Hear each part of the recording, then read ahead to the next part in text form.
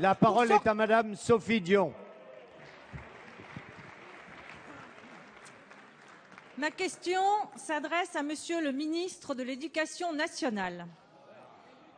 J'y associe mon collègue Ginesy, député des Alpes-Maritimes.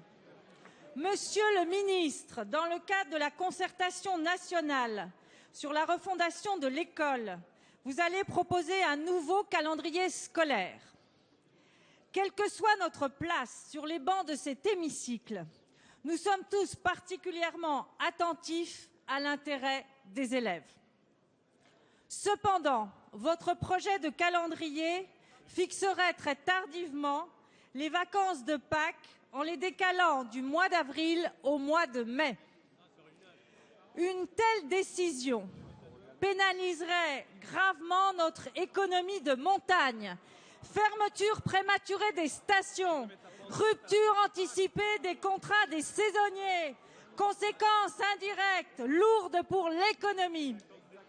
Laisser les vacances de printemps en avril permettrait tout à la fois de redonner vie au troisième trimestre pour l'équilibre des élèves, tout en confortant l'activité des stations de montagne et l'emploi des saisonniers. N'oublions pas que 35 000 emplois sont menacés. Et j'ai cru comprendre hier, en écoutant François Hollande, que sa mission prioritaire était la lutte pour l'emploi.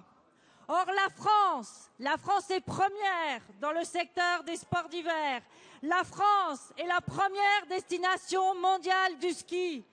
Au moment où la France a le plus grand besoin de capitaliser sur ses atouts, il faut prendre garde à ne pas sacrifier notre économie de montagne. Est-ce que, monsieur le ministre, vous vous engagez devant la représentation nationale à renoncer à votre projet, à ne pas mettre l'activité en péril? De l'Éducation nationale.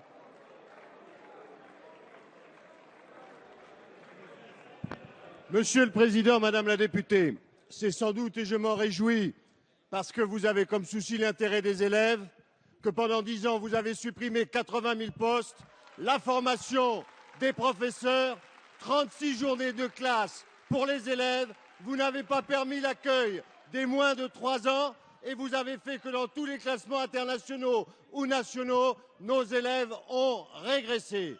Oui, la politique de ce gouvernement consiste à prendre en charge l'intérêt des élèves, redresser la France, préparer son avenir. Ça suppose d'avoir le sens de l'intérêt général et un certain courage. Comme vous le savez, Madame la députée, comme vous le savez, pour avoir ce courage, parce que si vous ne l'avez pas fait, vous l'avez quand même voté dans des rapports. Il faut être capable de remettre en place une formation des enseignants. Il faut être capable d'accorder la priorité aux primaires. Il faut être capable de changer les rythmes scolaires. Il faut être capable aussi de dire la vérité. Tout ce que vous avez dit est inexact. Le 23 se réunira novembre le Conseil supérieur de l'éducation et la proposition de calendrier qui sera faite est la même que l'année passée.